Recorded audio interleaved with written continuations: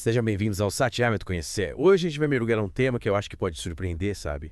A influência dos traumas familiares na nossa vida. Nossa, que legal. Você já parou para pensar que eventos marcantes, dolorosos, vividos pelos nossos pais, avós, bisavós, podem deixar marcas profundas na gente, mesmo que a gente não tenha vivenciado essas situações diretamente? Tipo assim, sei lá, você já sentiu uma dor, um medo, uma angústia, sem conseguir entender a causa. Sim. Aquela sensação de que algo está errado, mas você não consegue explicar o porquê. A resposta pode estar escondida nas experiências dos nossos ancestrais.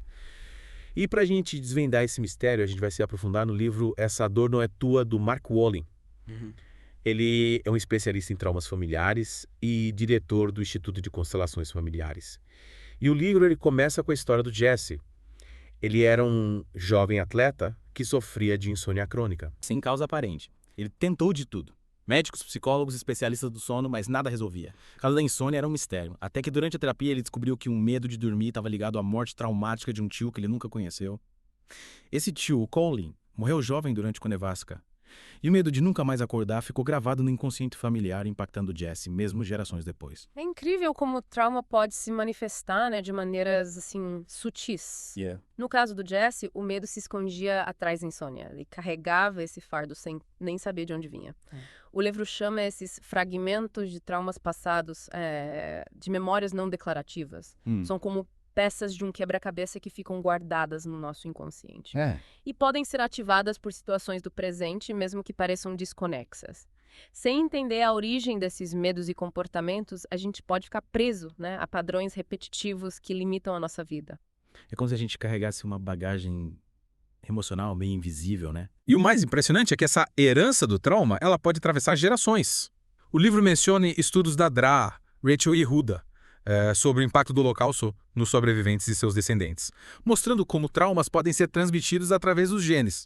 Esses estudos são importantíssimos porque demonstram que a herança familiar vai além das características físicas, né? A gente herda a cor dos olhos, o formato do rosto, mas também as marcas emocionais de eventos traumáticos que os nossos ancestrais vivenciaram. Mas como isso acontece? Como um trauma pode ser transmitido biologicamente de uma geração para outra? A ciência está desvendando, né, os mecanismos por trás dessa herança. Um deles são as mudanças epigenéticas. Imagina os nossos genes como um manual de instruções. E as mudanças epigenéticas como se fossem notas nesse manual, indicando quais instruções devem ser lidas ou ignoradas. O interessante é que essas anotações elas podem ser passadas para as próximas gerações. Ou seja, as experiências dos nossos ancestrais, como traumas, podem influenciar quais genes são ativados ou desativados em nós, impactando a nossa saúde física e mental. Então, quer dizer que as experiências dos nossos avós podem estar influenciando a maneira como a gente se sente hoje. Nossa, isso é fascinante. Mas que evidências científicas comprovam essa teoria? Existem diversos estudos, principalmente com animais, que comprovam a transmissão de traumas através de gerações. Um exemplo clássico são as pesquisas com ratos, que demonstram como o estresse em gerações anteriores afeta o comportamento e a expressão genética dos descendentes. Um estudo separava filhotes de ratos de suas mães por algumas horas por dia durante as primeiras semanas de vida. Os filhotes que sofreram essa separação precoce, além de apresentarem comportamentos semelhantes à depressão na idade adulta, também transmitiram essas alterações para seus descendentes, mesmo que esses filhotes nunca tivessem sido separados de suas mães. Nossa, que interessante. Então quer dizer que mesmo que os ratinhos da segunda geração, eles não tenham vivenciado a separação diretamente, eles herdaram as marcas emocionais desse trauma. E como se explica essa transmissão? Os pesquisadores descobriram que o estresse causava alterações nos níveis de microRNA no esperma dos ratos traumatizados. O microRNA é um material genético que regula a expressão dos genes. A desregulação do microRNA no esperma foi apontada como um fator crucial na transmissão do trauma para a próxima geração. Nossa, esses estudos com ratos são realmente fascinantes. Mas será que esses mecanismos se aplicam aos humanos também? Há fortes indícios de que sim. Um estudo realizado pela DRA e Huda com judeus que sofreram traumas durante o Holocausto mostrou que os filhos desses sobreviventes apresentavam padrões genéticos similares aos de seus pais, especialmente em um gene relacionado à regulação do estresse. O mais interessante é que esses padrões não foram encontrados em famílias judias que não passaram pelo Holocausto. Essa descoberta sugere que o trauma vivenciado pelos pais durante o Holocausto deixou marcas nos genes de seus filhos. E impressionante como as experiências dos nossos ancestrais podem nos moldar. Mas será que a gente está condenado a carregar esses traumas para sempre? Felizmente não. Um estudo posterior, com ratos, demonstrou que sintomas de trauma podiam ser revertidos após os animais serem expostos a um ambiente positivo e de baixo estresse na idade adulta. E o mais incrível, essas mudanças positivas também impediram a transmissão dos sintomas para a próxima geração. Que notícia maravilhosa. Então, mesmo carregando marcas do passado, a gente pode romper esses ciclos e criar um futuro mais leve para a gente e para os nossos descendentes. Mas como a gente pode fazer isso? Como a gente pode identificar e curar os traumas que a gente herdou? O primeiro passo é reconhecer a influência do passado, nas nossas vidas. Investigar a história da sua família, buscando informações sobre os traumas que os seus ancestrais podem ter vivido, quais foram os desafios que eles enfrentaram, quais as perdas que eles sofreram, que dores eles carregaram. Essa investigação pode te ajudar a entender a origem de muitos medos, inseguranças e comportamentos que te limitam no presente. Conhecer a história da nossa família é como montar um quebra-cabeça, né? Onde cada peça nos ajuda a ter uma visão mais completa de quem somos. Mas como a gente pode saber se um comportamento ou sentimento é nosso ou se a gente está apenas repetindo padrões do passado? O livro ele nos apresenta o conceito de linguagem nuclear, que são palavras, frases e sensações que carregam a carga emocional de traumas passados. Essa linguagem pode nos dar pistas importantes sobre a origem dos nossos medos e dores. Pode dar um exemplo? Claro! O livro conta a história de Gretchen, uma mulher que sofria de depressão e usava termos como vaporizar e incinerar para descrever os seus sentimentos. A princípio, essas palavras pareciam aleatórias. Mas, ao investigar sua história familiar, a Gretchen descobriu que a família da sua avó tinha morrido nos campos de concentração durante o Holocausto. A avó nunca falou sobre essa experiência traumática, mas a dor da perda se manifestava na linguagem da neta, mesmo que inconscientemente. É como se a dor da avó estivesse calando na linguagem da neta, mesmo depois de tantos anos. Nossa, é realmente incrível como o inconsciente se manifesta de maneiras tão sutis. Mas como a gente pode usar essa linguagem nuclear para se curar? Uma das ferramentas que o livro nos apresenta é o exercício de escrita Sentir o Fluxo.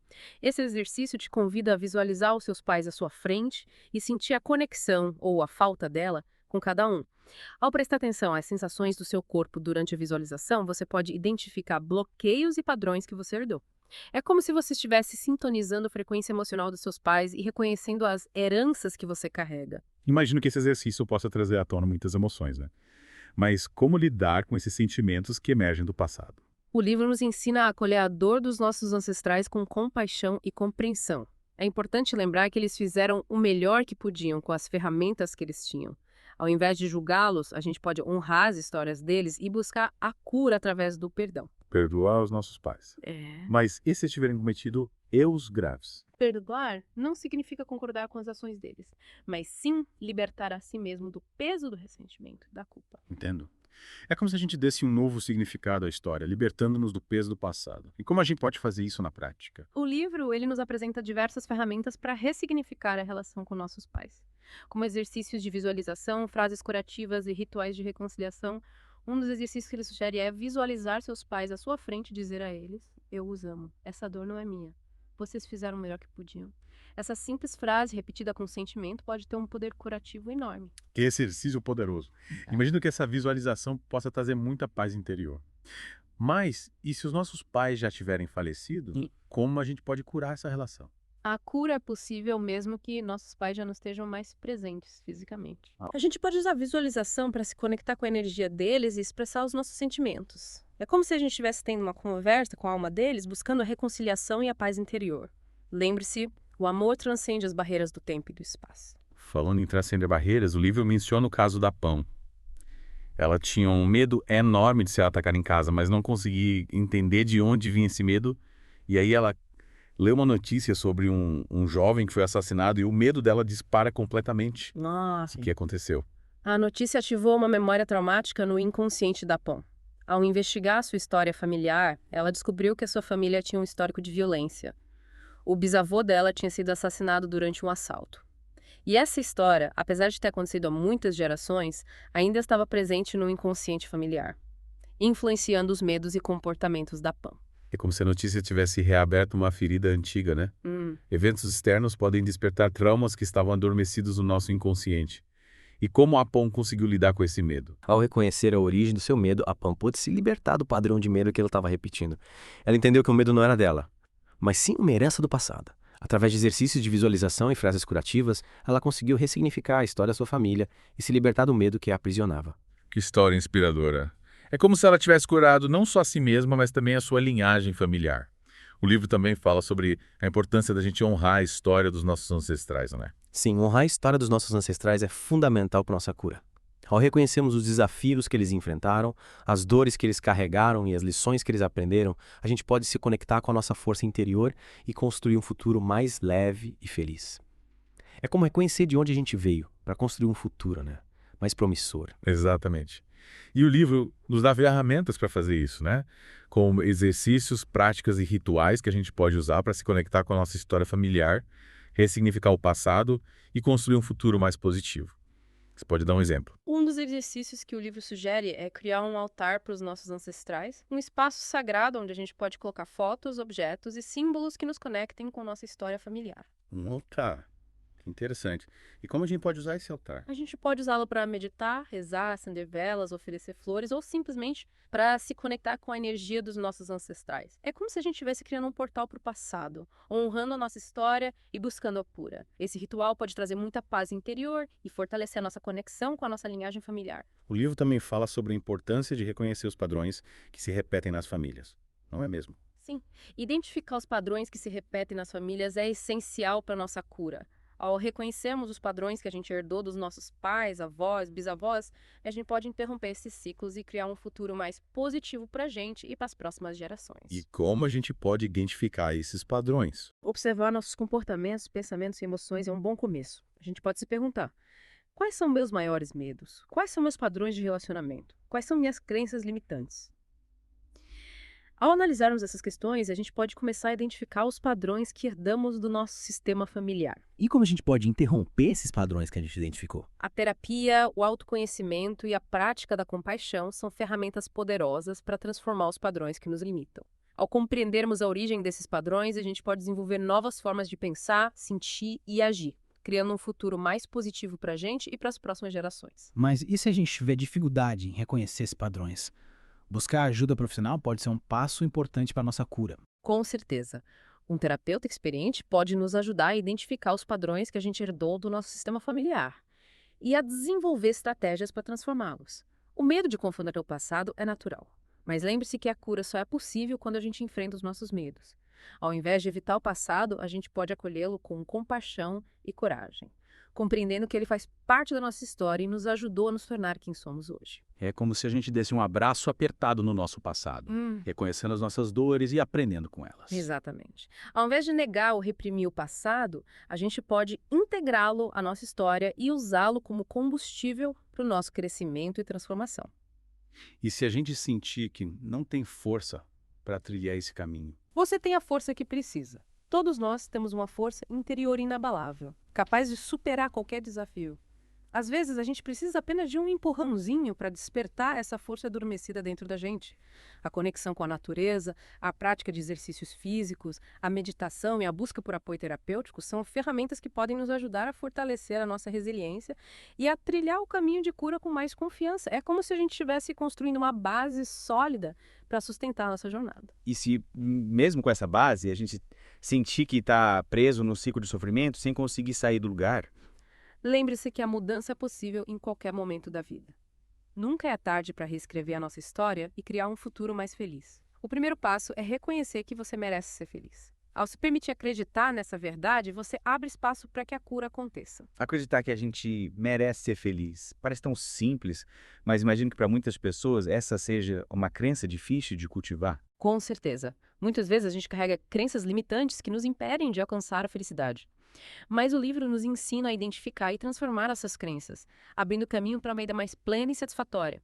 A terapia, o autoconhecimento e a prática da gratidão são ferramentas que podem nos ajudar a cultivar crenças mais positivas e fortalecer nossa autoestima. E se, mesmo com essas ferramentas, a gente sente medo de fracassar nessa busca pela felicidade? O medo é natural, mas o fracasso faz parte do processo de aprendizado.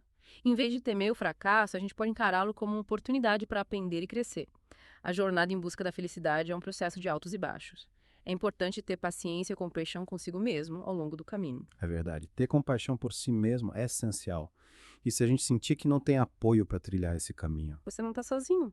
O livro nos lembra que todos estamos conectados e podemos encontrar apoio em diversas fontes. Amigos, familiares, grupos de apoio e profissionais da área da saúde mental. Buscar apoio é um ato de coragem e amor próprio. Saber que não estamos sozinhos nessa jornada é reconfortante. Como a gente pode encontrar o apoio que a gente precisa? A comunicação é fundamental. Ao se abrir com as pessoas que você ama e confia, a gente pode receber o acolhimento e a compreensão que a gente precisa para enfrentar os desafios da vida. Construir essa rede de apoio é fundamental. Mas, e se a gente sentir que não merece receber esse apoio? Você merece. Todos nós merecemos receber amor, carinho e apoio. Ao se permitir receber, você abre espaço para que a felicidade floresça na sua vida. O livro nos ensina a cultivar o amor próprio, reconhecendo o nosso valor e nossa dignidade.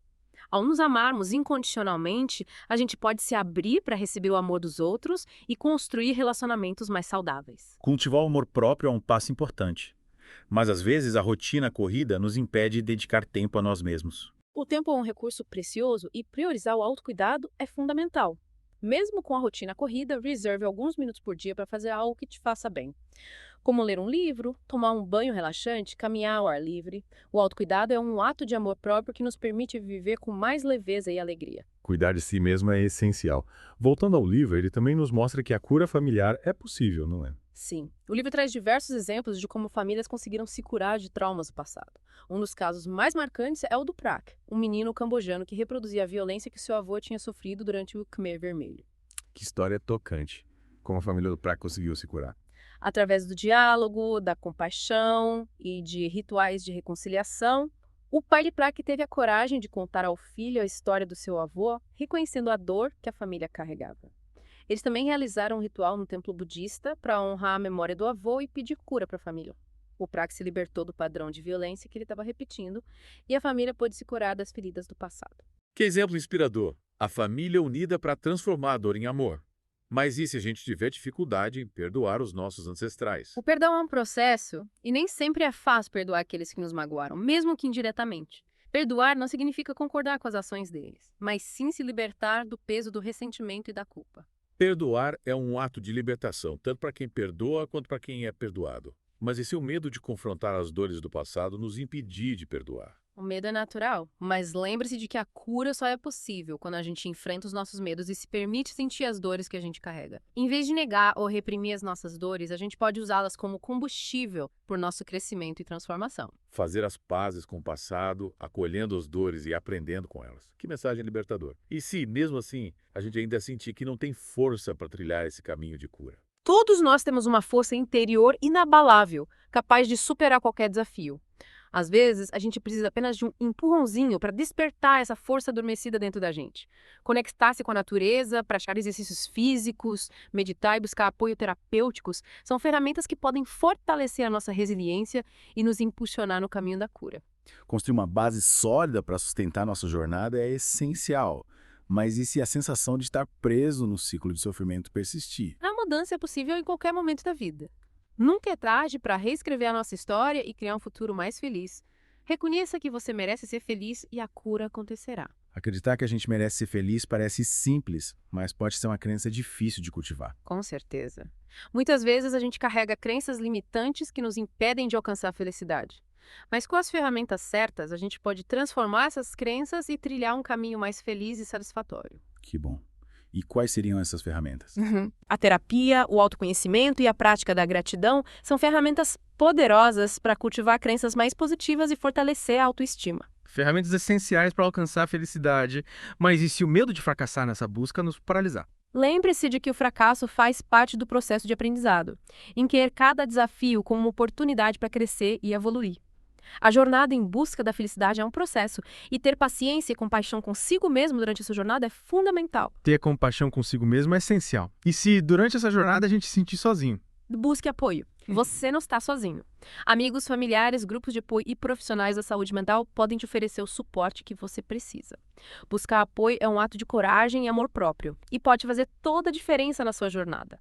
Que reconfortante.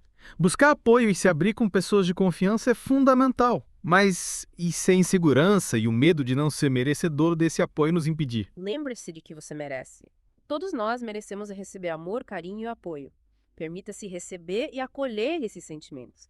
O livro nos ensina a cultivar o amor próprio, reconhecendo o nosso valor. Ao nos amarmos incondicionalmente, a gente se abre para receber o amor dos outros. É verdade, cultivar o amor próprio é fundamental. E para finalizar o nosso mergulho no livro, essa dor não é tua. Que tal uma breve meditação guiada inspirada nos ensinamentos de hoje? Excelente ideia. Encontre uma posição confortável, feche os olhos e respire profundamente. Inspire profundamente, preenchendo seus pulmões com o ar da vida e expire lentamente, liberando qualquer tensão ou preocupação. Sinta seu corpo relaxando a cada respiração.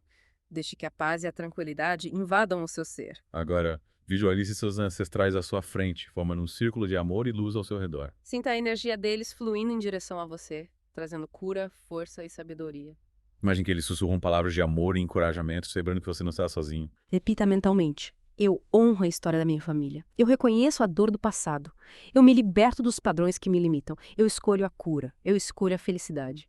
Permita que essas palavras ressoem em seu coração, trazendo paz e libertação. Inspire profundamente mais uma vez, sentindo a gratidão por esse momento de conexão com seus ancestrais. Agora, abra os olhos lentamente, trazendo consigo a paz e a força que você encontrou nessa meditação. Que os ensinamentos de hoje te inspirem a trilhar um caminho de cura e transformação. E assim, finalizamos o nosso mergulho profundo aqui no Sétimo Autoconhecer. Gratidão imensa por sua companhia nessa jornada de autoconhecimento. Para continuar explorando esse universo, te convidamos a ouvir outros episódios do nosso podcast. Até a próxima. O primeiro tipo é a rejeição de um dos pais. Quando a gente se sente rejeitado por um dos nossos pais, a gente pode desenvolver a crença de que a gente não é digno de amor e atenção. Essa crença pode se manifestar em relacionamentos futuros, onde a gente busca inconscientemente a aprovação e o amor que nos faltaram na infância. É como se a gente carregasse uma ferida de rejeição, que nos impede de se conectar plenamente com outras pessoas. E qual é o segundo tipo de interrupção? A segunda é a identificação com um dos pais. Isso acontece quando a gente se funde com um aspecto, muitas vezes negativo, da experiência de vida de um dos nossos pais. A gente repete ou revive certas situações ou circunstâncias sem fazer a exata ligação que nos poderia libertar.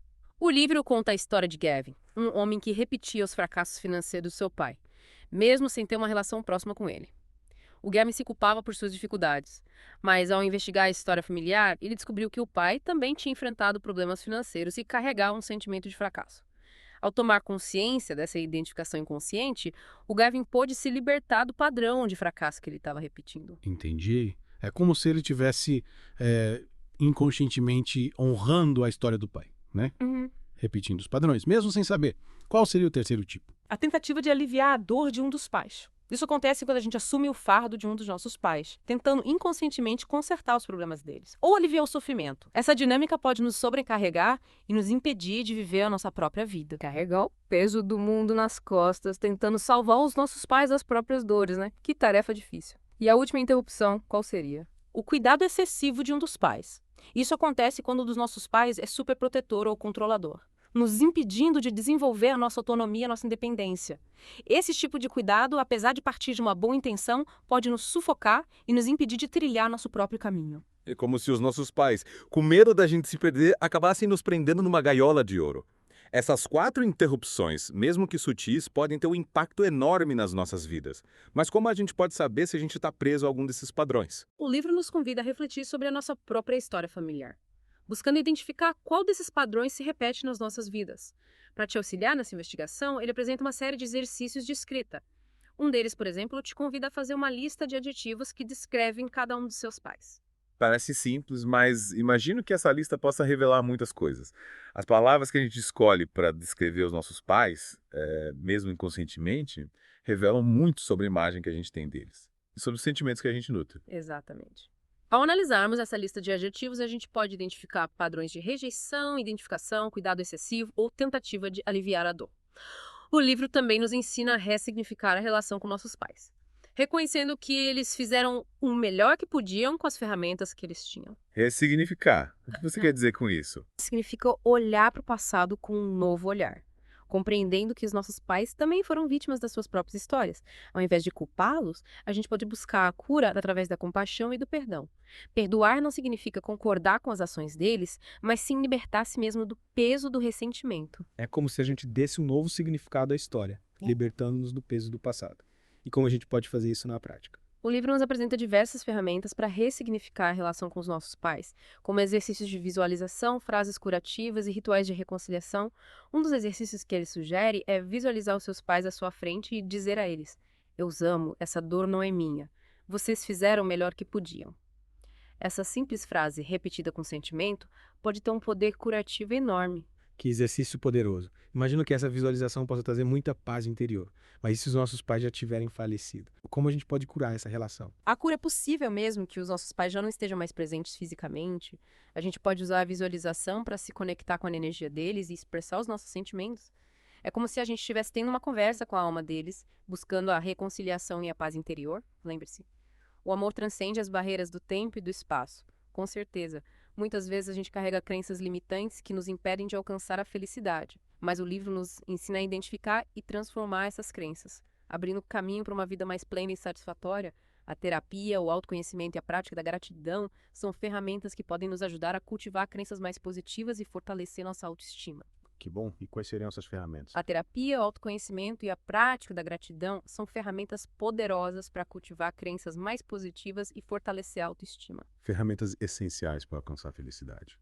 Mas e se o medo de fracassar nessa busca nos paralisar? Lembre-se de que o fracasso faz parte do processo de aprendizado. Enquer cada desafio como uma oportunidade para crescer e evoluir.